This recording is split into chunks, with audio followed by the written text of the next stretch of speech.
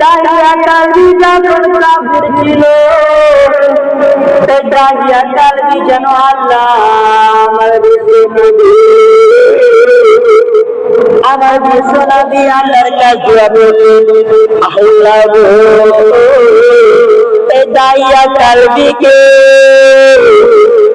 তুমি ইসলামে দাখিল করে দাও। আর আমার নবী মুস্তাফার জন্য দোয়া করেছিলেন, আমার নবী মুস্তাফা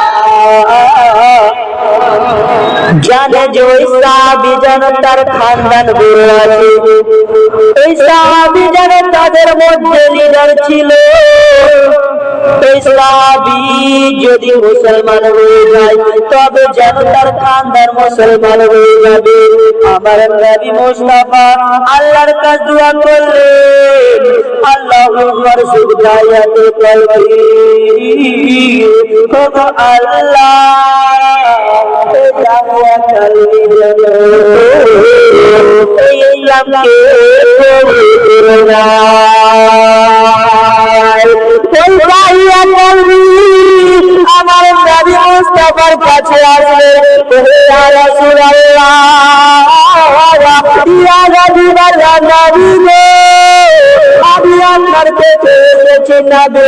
বলে কিসের জন্য এসেছো সাহাবী? বলে নবী গো আমি ইসলামকে কবুল করব।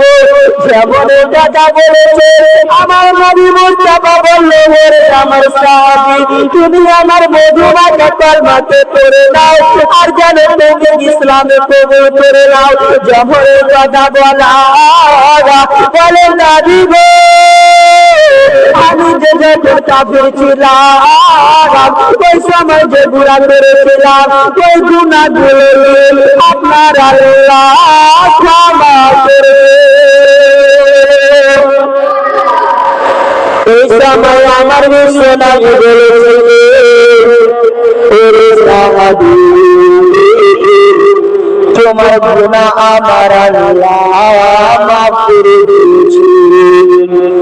এই সাহাবী যেন কান্না করতে করতে আল্লাহর কাছে যেন যে বলতে লাগলেন, নবীর কাছে বলতে লাগলেন, নবী গো আমি জীবনে বড় গুনাহ করেছি, আমার একটু গুনাহ মাফ করবেন না। এবার ওই সাহাবী নবীর কাছে যেমন কান্না করতে লেগে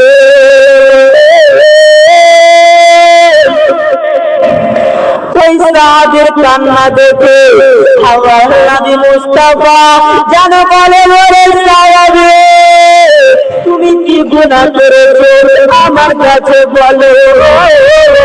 বলে নবী গো আমি এত বড় গুনাহ করেছি আপনাকে বলতে পারবো না। বলে সাহাবী রে যখন তুমি ইসলাম কবুল করবে আমাকে বলবে, বলো নবী গো আমি বলতে পারবো না।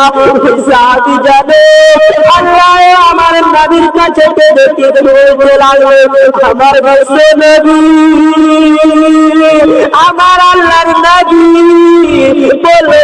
সাহাবী বলে, আমার সাহাবী কান্না করতে করতে বলতে লাগলো, ইয়া রাসূলুল্লাহ, ইয়া হাবিবাল্লাহ, নবী গো আমি যখন মুসলিম ছিলাম, আমি যখন কাফির ছিলাম সেই সময় গো নবী আমি যেন নিজের গ্রামের যেন বাদশা ছিলাম আর আমি যেন মরণ ছিলাম।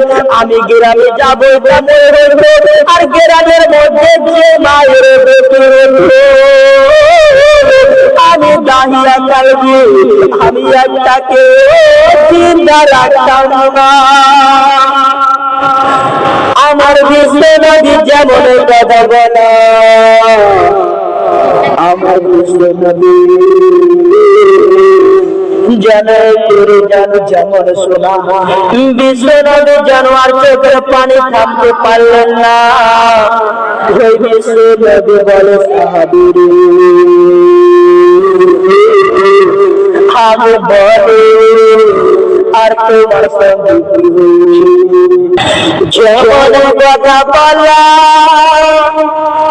ওই দায়াতুল কলবি বলে ইয়া রাসূলুল্লাহ নবী গো আমার যখন বিবাহের সময় এলো আমি বিবাহ করলাম আর আমার স্বামী স্ত্রী জানো আমার কাছে এসে বলল ওগো আমার স্বামী গো ওগো আমার মাতার স্বামী আপনার সন্তান আমার পেটে এসেছে ওই সময় দায়াতুল কলবি বিজনেস করার জন্য মাথাকে ছেড়ে যেন ওই নদী যাচ্ছিল যেমন যাচ্ছিল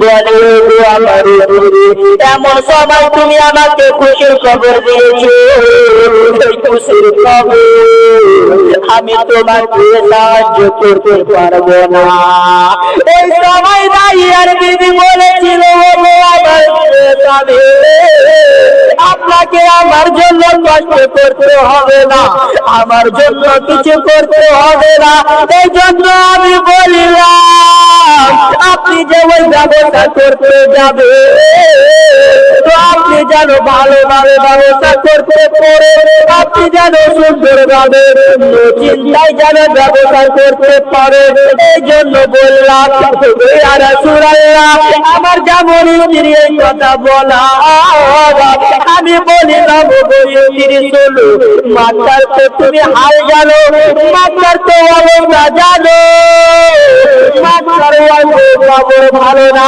মাতার মধ্যে যখন কোনো মায়ের পেট থেকে যখন মেয়ে সন্তান জন্ম নেয় তাকে মারা হয় আর তোমার পেটে এত সন্তান জানি না তোমার পেটে কি আছে তবে ওরে আমার বিবি শুনো